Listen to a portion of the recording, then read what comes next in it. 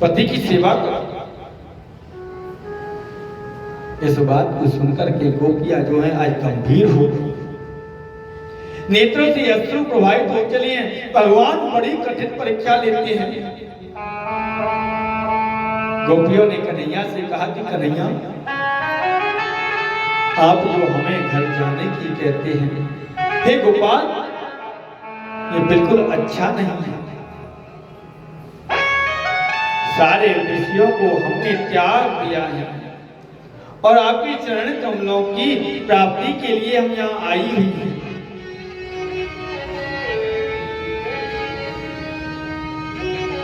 सर्व विश्यास तव पाद मूलम।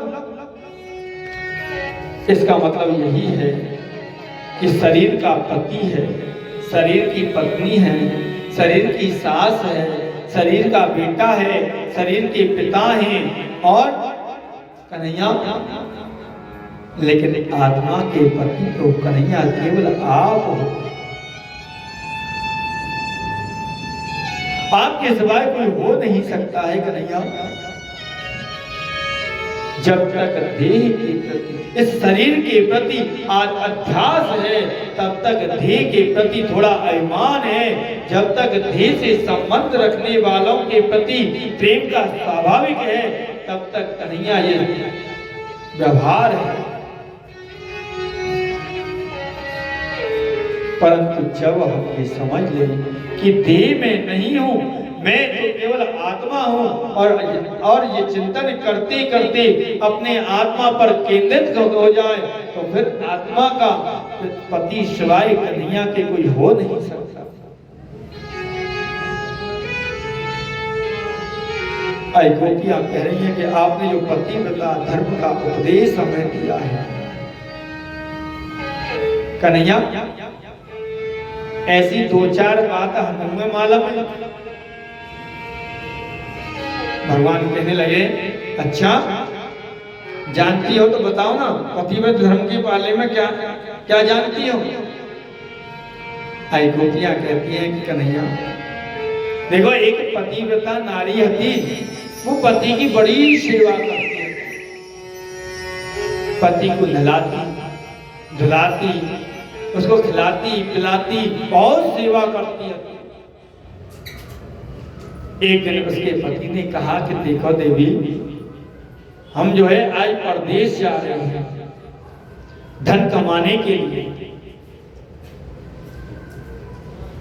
पत्नी ने कहा, मैं तो आपके बिना एक पल के लिए रह भी नहीं सकती। तो पति ने अपनी मूर्ति बना करके पत्नी को दे दी और कही कि देखो, ये मूर्ति में तुम मुझे ही समझना और इसका तुम पूजन करना। पत्नी कहने लगी, ठीक है, चलो जैसा आप आदेश करते हैं मान लेंगे। अब पति के परदेश जाने के बाद में पत्नी ने अपने घर के प्रधान द्वार को जो है, प्रधान मुख्य गेट को जो है आज बंद कर दिया है। और जैसे ही बंद कर दियो, अब तो वो अपनी पति की मूर्ति को एक अलमारी में बैठाड़ दियो। जैसे भगवान की पूजा करें, भगवान की पूजा कैसे करें, एक अलमारी में बैठाड़ दी है, नवा दें धुवा दें, 4 चनौरी सवेरे और 4 चनौरी संध्या को रख दी, 2 अगरबत्ती सवेरे लगा दें, 2 अगरबत्ती संध्या को लगा दें। यही तो है सेवा। क्या और कैसे सेवा करें, कैसे?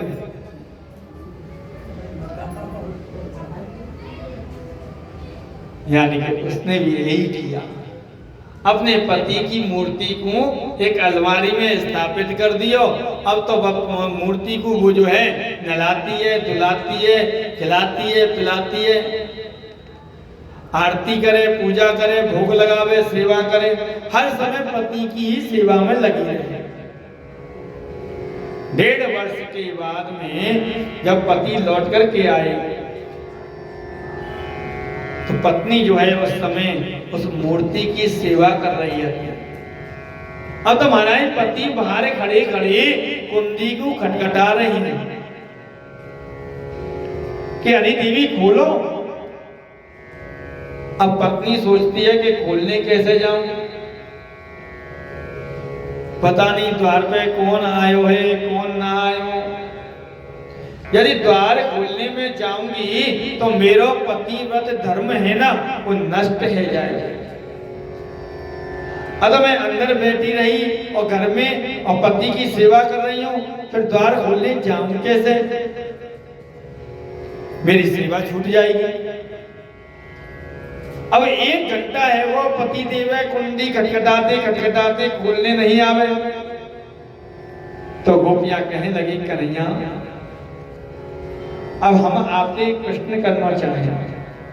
बोले क्या है बताओ ना। बोले आप क्या समझते हैं कि उस स्त्री को जाकर के दरवाजा खोल देना चाहिए हैं? बताओ। कन्हैया तो आपको बैठे हो सब। अब स्त्री का दरवाजा खोल देना चाहिए कि नहीं खोल देना चाहिए? हैं? खोलना चाहिए। वह 1 घंटा है कुंडी खटखटाते खटखटाते, अगर न कहा ना घर पर जाके देखियो सही ना 5 मिनट ऊपर रह जाए तो कितनी देर को बवाल रह जाए तो ना खोलो अब तक क्या बात है।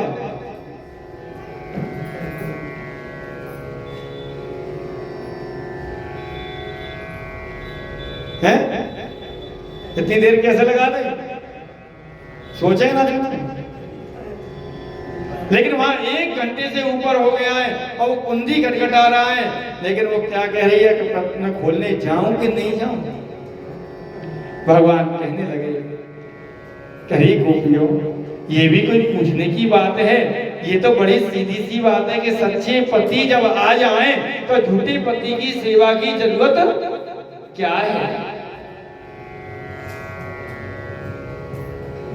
उसे तुरंत द्वार खोल करके अपने सच्चे पति का स्वागत करना चाहिए। गोपियां कन्हैया से कहने लगी लो बस, हे प्रभु आपने अपने ही श्री मुख से ये सुंदर न्याय कर दिया है। अब तक हमने मिट्टी के पतियों की सेवा करी है, लेकिन आत्मा के पति श्री कृष्ण आप ही हो। और जब आत्मा के पति परमात्मा मिल गए तो पतियों उन पतियों की सेवा करने हमें क्यों भेज रहे हैं?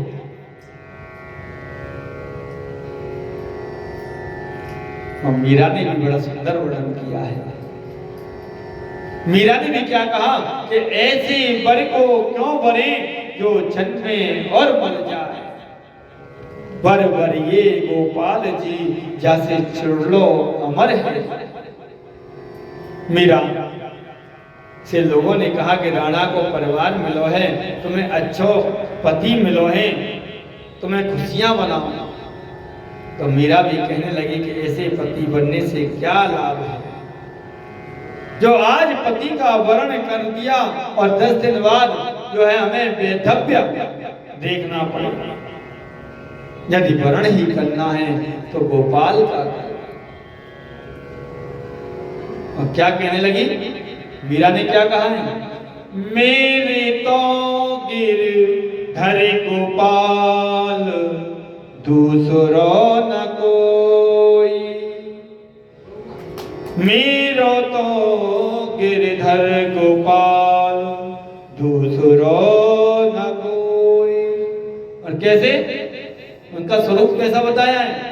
जाके सिर मोर मुकुट मेरो पति सोई।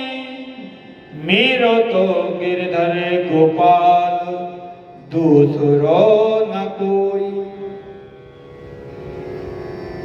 मीरा की इस अद्भुत भावना को आदर कौन नहीं करेगा। मेरा कहने का तात्पर्य केवल यही है कि मीरा के अद्भुत भाव हैं जिन्हें हम केवल वाणी से ही नहीं बोल सकते। ये चरित्र मन में उतारने का विषय है। इस चरित्र को मन में उतारिए। गोपियों ने कहा कि जब आत्मा का साक्षात्कार हो जाए तो आत्मा के पति सिवाय आपके कोई हो नहीं सकता है।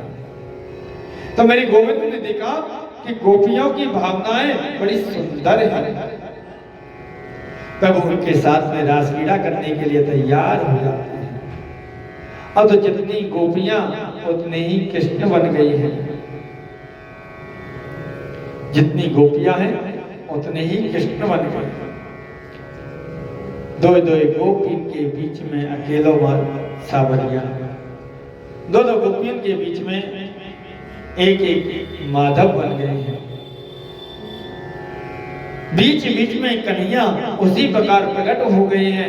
बीच में श्री राधा कृष्ण की मधुर सुंदर झांकी है और चारों ओर लाखों की संख्या में गोपियां हैं और गोपियों के मन में किंचित मात का गुमान हो गया है, आई अभिमान आ गया है।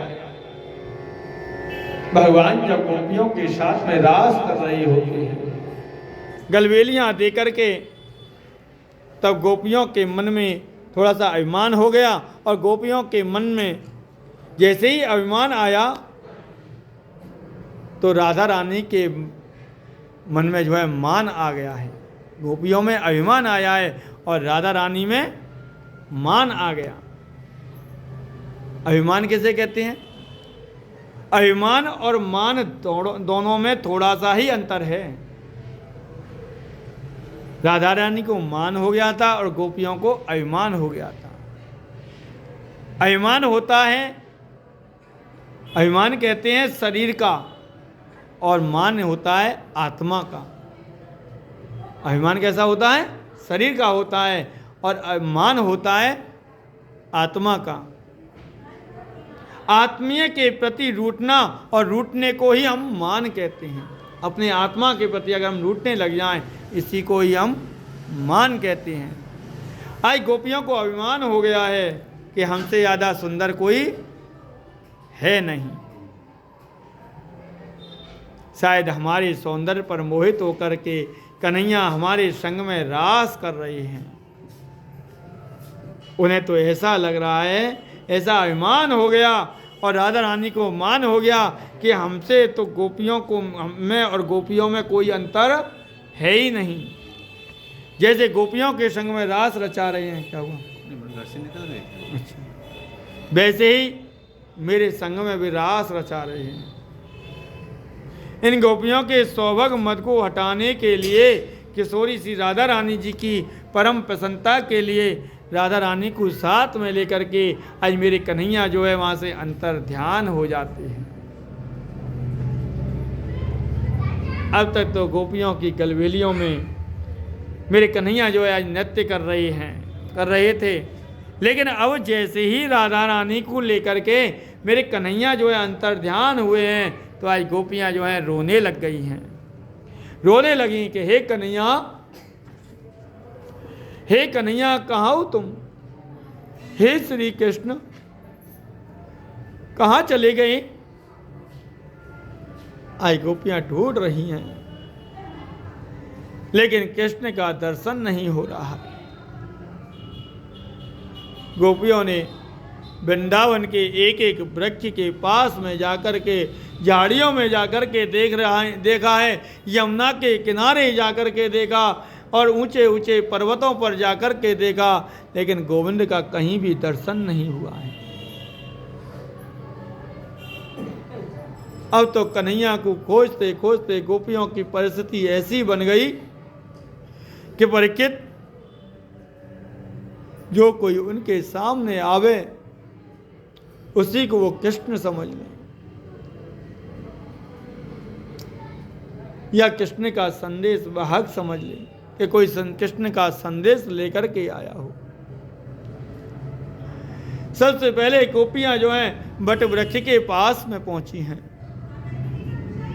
और कहने लगी कि बट वृक्ष तुम तो भगवान विष्णु के रूप हो, सारी दुनिया तुम्हारी पूजा करती है, और तुम ही बताओ ना कन्हैया कहाँ गए हैं? तुम ही बताओ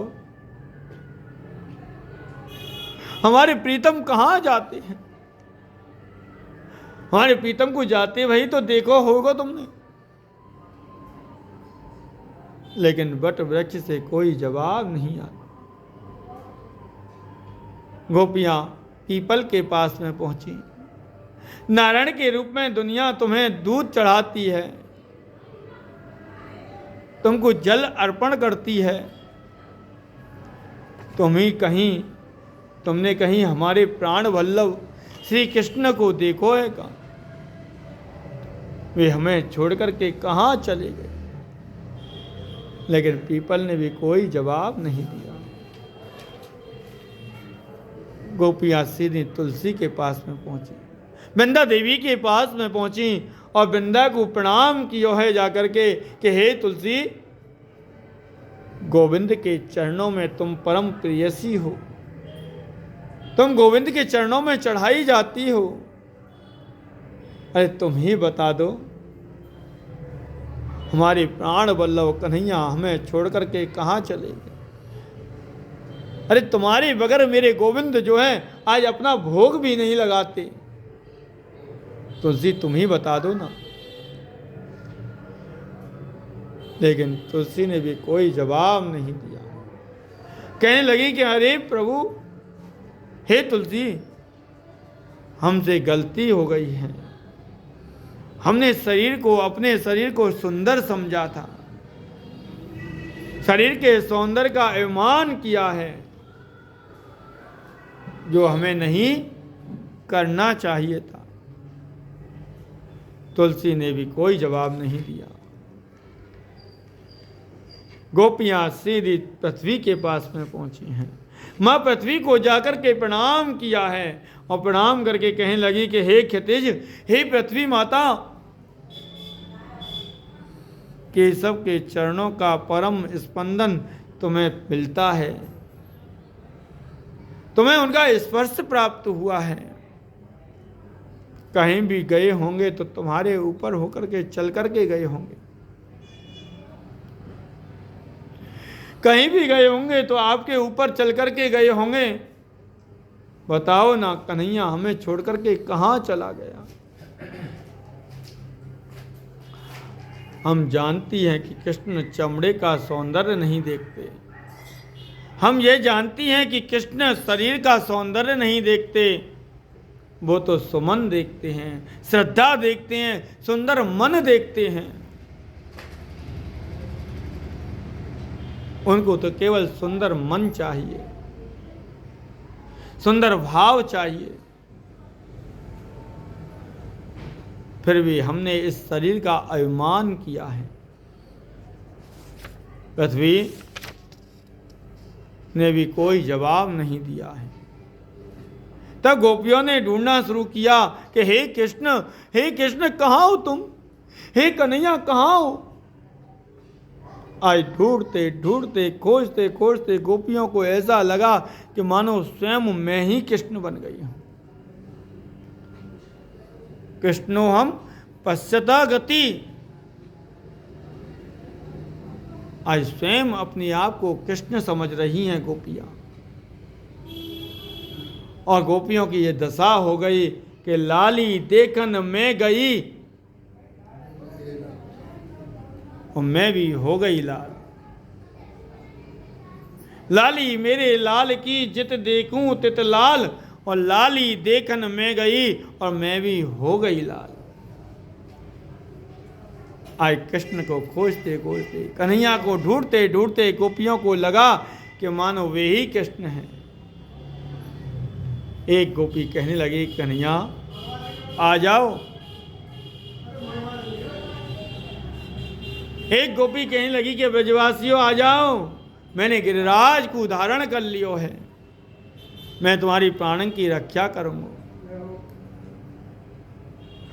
एक गोपी कह रही है कि कन्हैया कि हे मुरली बजाने का अनुकरण किया और कहा कि गाय दूर चली गई हैं, सब आ जाओ। और एक कहने लगी कि आ जाओ ब्रजवासियों, मैंने कालिया नाग का मंथन कर दिया है, आज मैंने तुम्हारी रक्षा कर दी है। तो एक गोपी पूतना बन गई है। आज तो पूतना बनी गोपी जो है कृष्ण बनी गोपी को पटक करके मार रही है। और जैसे ही कृष्ण बनी गोपी को पटक करके मारो तो चिल्लाने लगी, आज मैंने पूतना को मार दियो, पूतना मर गई, पूतना मर गई, पूतना मर गई।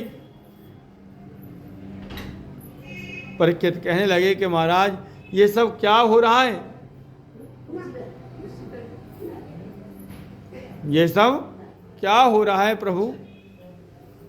सुखदेव जी महाराज कहने लगे कि ये अनुकरणीय नहीं है महाराज, अपने आप हो रहा है, इसको हम अनुकरणीय नहीं कह सकते। गोपियों को तो स्वयं ये प्रतीत हो रहा है कि मैं ही कृष्ण हूं, मैं ही कृष्ण हूं।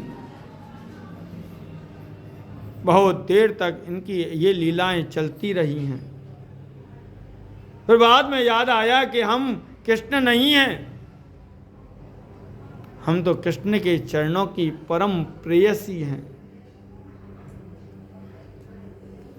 राधा रानी को लेकर के मेरे गोविंद जो है दूर चले गए। किशोरी जी ने सोचा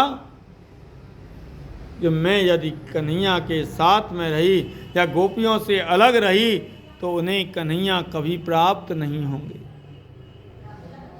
उनको कन्हैया का दर्शन नहीं हो सकता। मैं एक बार कन्हैया से दूर चले जाऊं, पर कृष्ण गोपियों से दूर नहीं रह सकता है। आज राधा रानी जो है कन्हैया से कहने लगी कि अजी आप मुझको कहाँ लेके जा रहे हो? अब तो मुँह पे चलो भी नहीं जा रहा है, मैं बहुत थक चुकी हूं। कन्हैया ने सोचो कि इन्हें भी गुमान हो गया है। अच्छा, आप चल नहीं सकती तो आप मेरे कंधे पर विराजमान हो जाओ। हाय, राधा रानी कह रही हैं कि हाँ, मैं आपके कंधे पर बैठ सकती हूं। कन्हैया कहने लगी हाँ बिल्कुल। जैसे ही किशोरी जी कंधे पर बैठने को तैयार हुई हैं और गोविंद वहां से अंतर ध्यान हो गए, उन्हें भी छोड़ करके मेरे कन्हैया चले गए हैं। अब तो महाराज किशोरी जी बोली कि जो कमी तुम्हारे जीवन में थी आज मेरे जीवन में भी वही कमी आ गई है। अब तो ढूंढते ढूंढते गोपियां किशोरी जी के सामने आ गईं, किशोरी जी के पास में आईं और कहने लगीं कि अरे राधे, आपको भी कन्हैया छोड़ करके चले गए।